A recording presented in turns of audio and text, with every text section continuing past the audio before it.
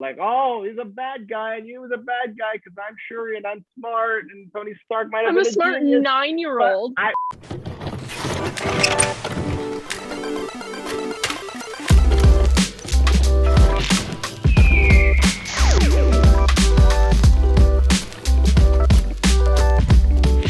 Welcome everyone to Lunchbox TV reviews, and today we are covering What If Episode 6, and it is What If Killmonger Rescued Tony Stark.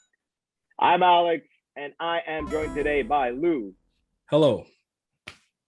And Michelle. Hello. There we go. And with that out of the way, there will be spoilers, and let's get right to it. Guys, first thoughts. What did you think of the episode?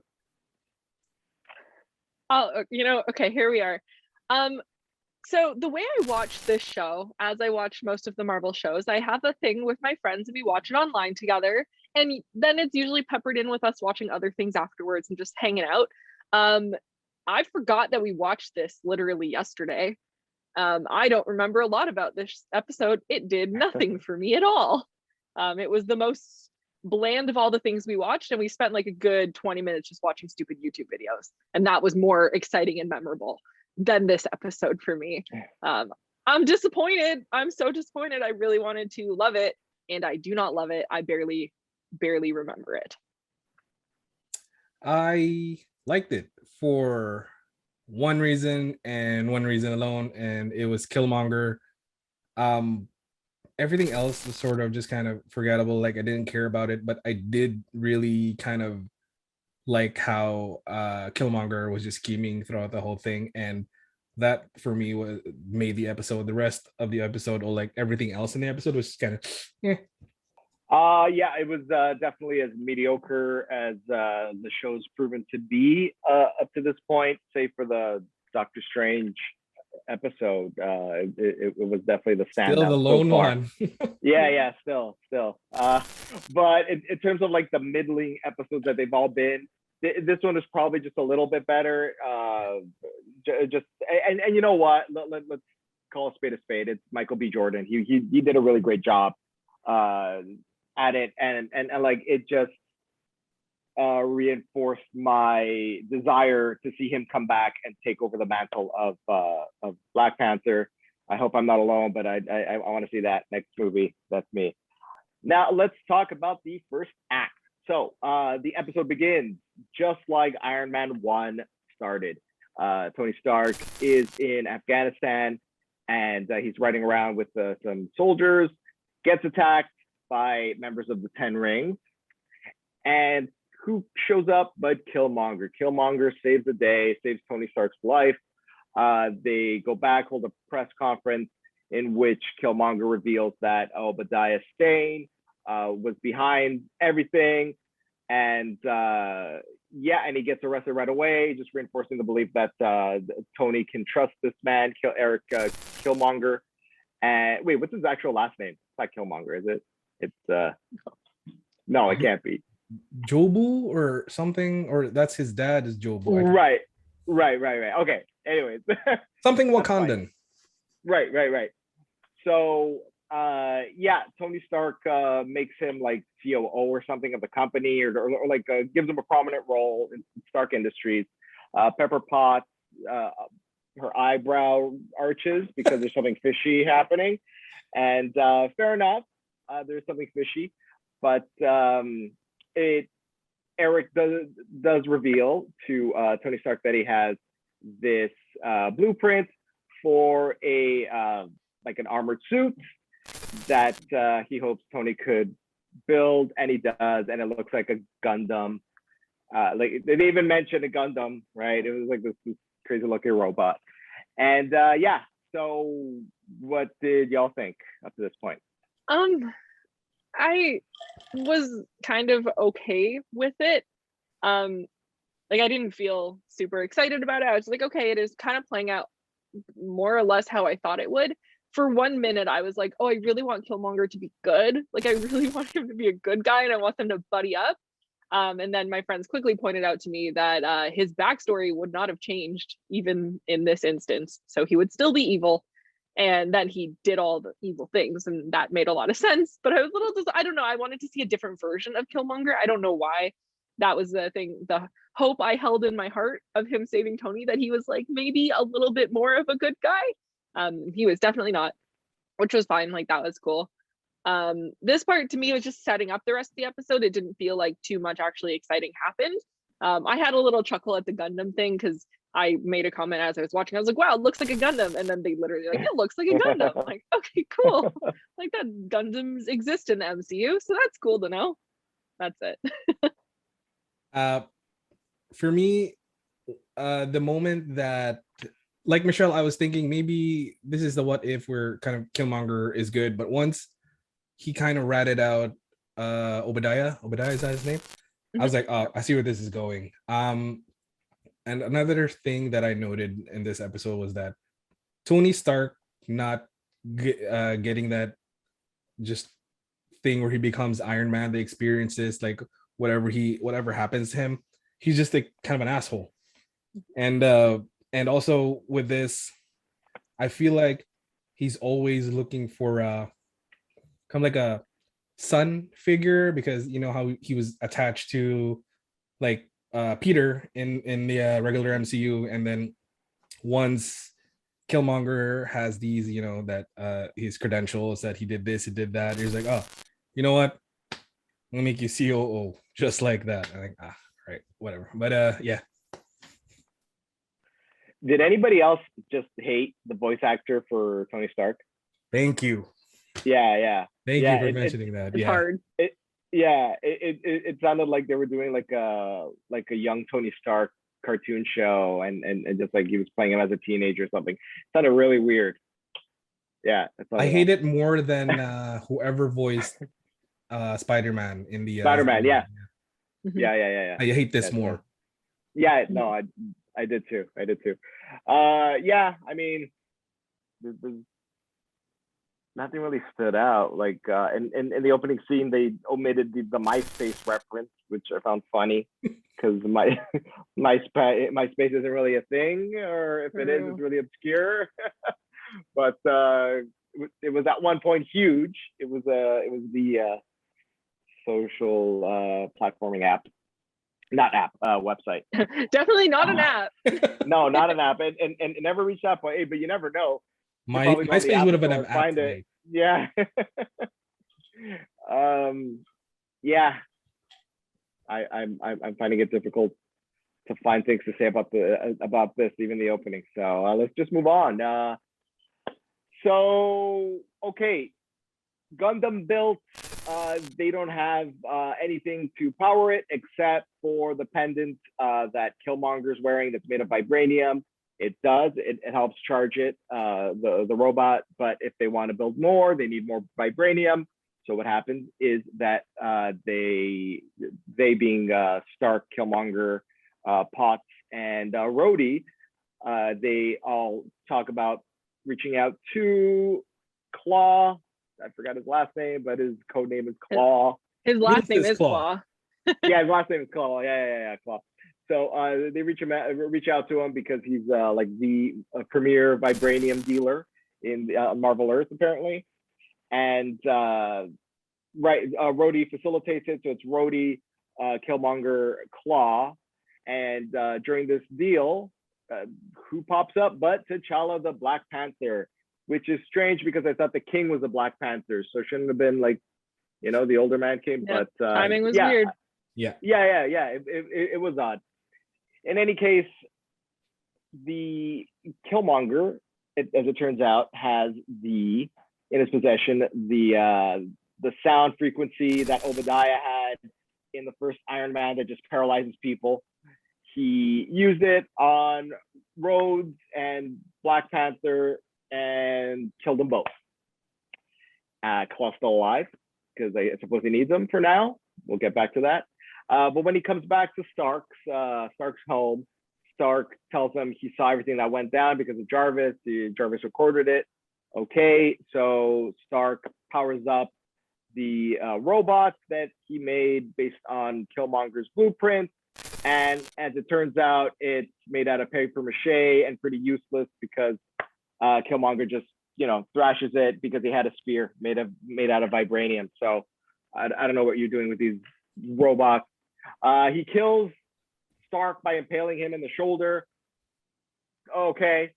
And right. So Killmonger convinces General Ross that it was Wakanda who did this in retaliation for the vibranium, and also convinces Ross, hey, let's build the rest of these robots. These robots that I just single-handedly dismantled one of them by myself, hand to hand. And let's invade Wakanda. Right. So even though I'm snarky, I hope I didn't take all your talking points. So please tell me your thoughts. I mean, of the episode, I think this was the best act for me. I still didn't love anything really. I had a moment of, oh, you actually just straight up killed Rhodey and Black Panther. I didn't really care about Iron Man's death, honestly, at this point, but seeing Black Panther and Rhodey get killed, that I didn't like it. I had a reaction to it, we'll say. I had a reaction. I wasn't super happy. I was like, oh my God, I can't believe he actually did that. And then I quickly got over it because they didn't linger on it literally at all. Same problem I've had with most of the episodes, minus the Doctor Strange episode. They kill the characters and they don't care about it. Like even Tony getting killed, no one really cared. Nobody really reacted. Like I know at this point in the storyline, like him and Pepper Potts aren't involved romantically, but she also has still been working for him for a very long time, and she was pretty like, I don't know, she was just more stressed out about Killmonger being around than she was about Tony Stark being dead. Like it seemed weird there. So that was just interesting. And yeah, the whole thing with Killmonger being able to dismantle the Gundam with a vibranium spear, I don't understand the thought process then of let's build more of these robots to go after Wakanda, where every weapon they have is capable of taking down these robots. Like that didn't make sense to me. I was like, I don't get like really the whole plan. And I guess maybe it makes sense because he didn't want Wakanda to lose to the robots, because he wanted to save them. But even so, that seems like a lot of effort. I don't know. Like you could have come up with something different and better that didn't, I don't know. I just, of your grand plan, I think you can come up with something a little bit different, a little bit better.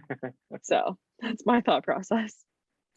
Yeah, I agree with Michelle. None of the deaths affected me at all. It's like, because I guess we know that these are what if episodes, and the deaths didn't affect me. I like the thought process of, I do agree with Michelle with the last one about the Gundams, but I still did really like Killmonger's scheming, because this is pretty much he started scheming hardcore in this one just to get what he wants, which is eventual revenge. Somebody correct me if I'm wrong. Could that sound device really affect the vibranium suit though? I mean, it's not Venom, and I don't know. Yeah, to me that was like the one thing that really bothered me.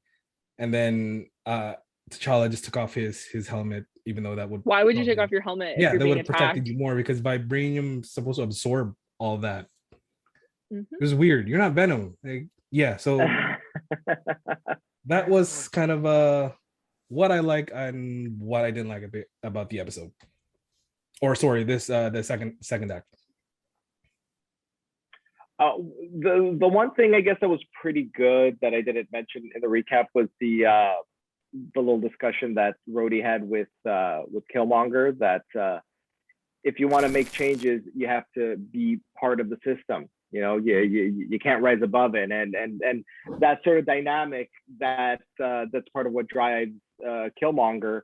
And it would have been a pretty good episode if it was Rhodey as like your main protagonist or antagonist, like butting heads with Killmonger, however you want to play it out.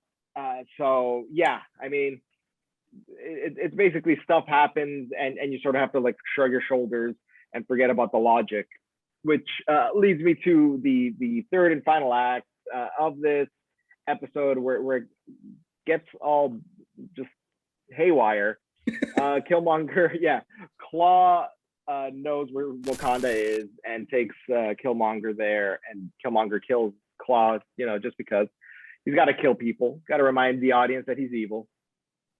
And Killmonger surrenders himself to the Dora Milaje, who surround him, and he is granted an audience with the king, T'Chaka, and basically spills beans. There's the U.S. armies outside with their shitty robots, and they're ready to attack your formidable army. But I have this plan. You drop the shields, let the army in, close up the shield, and I'll do my Gugag thing, the frequency, and they'll stop, basically to take over. T'Chaka wisely, arguably wisely, I don't know. He agrees, he acquiesces, and the robot army comes in. Killmonger stops them, but I guess he reactivates them afterwards so that there can be a fight. I suppose the reasoning is so that Killmonger could look like a fellow warrior. It's like, hey, I'm on your side. Let's just smack these robots around and destroy them real easy. It's really weird. And General Ross is outside, and he realized what happened. He's upset, and then back inside Wakanda, Killmonger, he's part of the family, I suppose. He's walking with the open arms because T'Chaka is his uncle and all. And so the episode ends with two cliffhangers. One being Killmonger in the afterlife dream space reality thing where T'Challa confronts him and says, "Oh, you'll pay, if not in this life, then the next." Ooh. And then the other cliffhanger is, as if anyone cares, Shuri and Gwyneth Paltrow there. They Yeah, I forgot about that. Yeah. Sorry, Pepper Potts are like, oh, he's a bad guy, and you was a bad guy because I'm Shuri and I'm smart, and Tony Stark might have been a smart genius, 9-year-old. but I'm a genius too. What kind of geniuses does America have? No. Oh, Shuri, wow. So yeah, cliffhanger and credits roll, and yeah. What'd you think, guys? That's right. Yeah, no, dislike. I did not like. It was a huge fight, and I didn't care. I didn't care for this at all. All the motivations felt weird. It just felt stupid. I don't like it. I didn't like it. Then him being given the Black Panther powers to me just felt rude. Just like I don't agree with this. It doesn't make sense. Like, I feel like, come on, you should vet your people a little bit better. Because at least if you tried to communicate with the outside world right now, they'd tell you that he's from America and he built the damn robots. Like, talk to one person, literally anybody. You could talk to anybody. He was on TV because he built the damn robots. Wakanda, like, Google him. I don't know. That just seems like a really poor choice. And like, call his references, you know what I mean? Like, I do more hiring people than you do making a Black Panther. Like, let's go. So that bothered me immensely. And then I'm sorry, Shuri's like at 8, 9. She's a fetus. She's so tiny. Little. I get that there are smart young people in the world, but really, hey, don't forget, she's a genius. She's a genius. Of course, they can't that young. They can't remind you enough. I don't. The Doogie Howser of the MCU. Yeah. I don't get her out of here. Also, I just don't like her. I liked her as a character in the movie. I'm over her now. The idea of I'm a genius. I'm like, genius as a plot device to me is overplayed in the MCU. I'm tired of it. I'm tired of the dumb smart people. Yeah. Again, I'm pretty much gonna agree with Michelle. This act is where I just kind of shut my brain off a little bit and just sort of just enjoyed the action that was happening, because there was cool action scenes. T'Challa's mom was badass. She was just like destroying robots, Gundams, left, right, and center. The one scene though that did kind of give me the feels a little bit when I was thinking about it is when they were in the dreamscape kinda. And I was just thinking that this is T'Challa's dead, and Chadwick Boseman was delivering these lines while he was like in treatment, or so that wasn't really related to the actual episode, but that was what gave me the feels. Other than everything, like Shuri, like how'd you even get there? You're 9, you're 8, whatever. Yeah, again with the I'm a genius kind of thing. It needs to stop. They need more dumb people kind of doing things, a la Suicide Squad. Just but yeah, other than again just going back to Killmonger being kind of a really cool villain, the rest of the episode was just like yeah, that is all. Yeah, I mean, I don't even know what to bring up right now. Oh, can I bring up the one cheesy line that Please. it goes back One? to There's many. Yeah, I know. there was one that's stuck out to me, and it was when Killmonger stabbed Tony.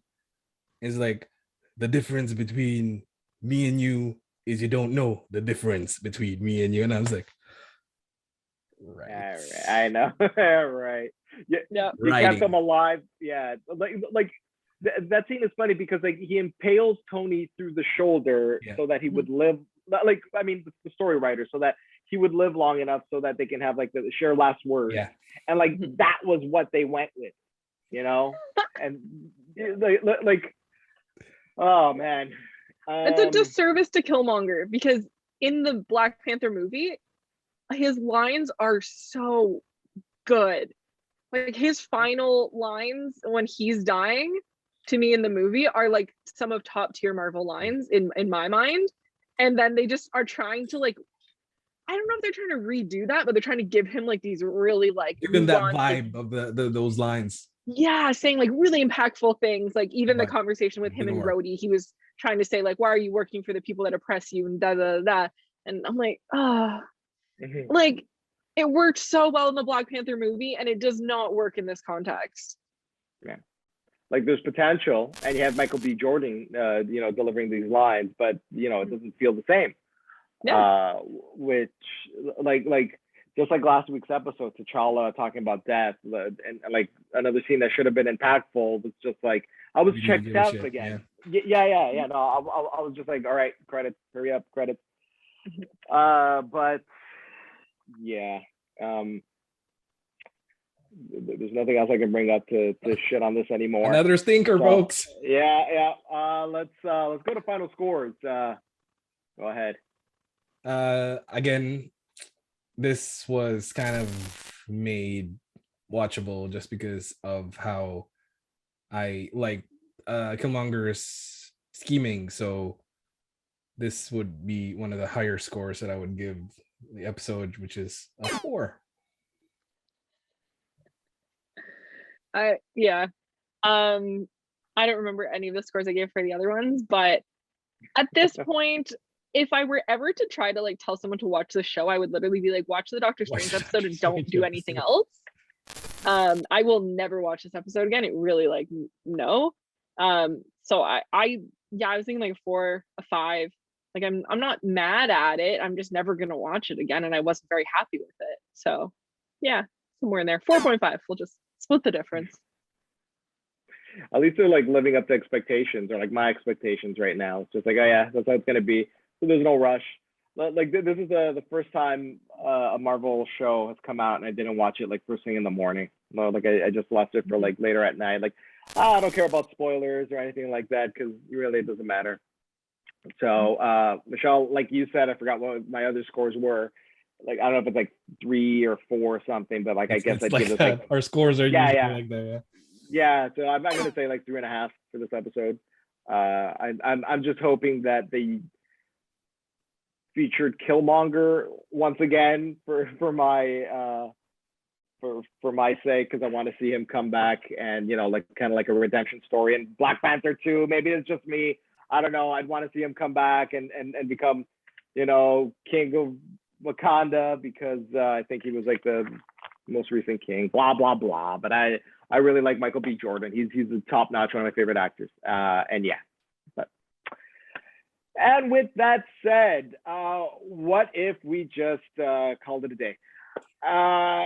Thank you for watching. Please follow us on all our socials. Leave a comment, leave us a like, follow us here on YouTube. Do you disagree or do you agree? You probably agree.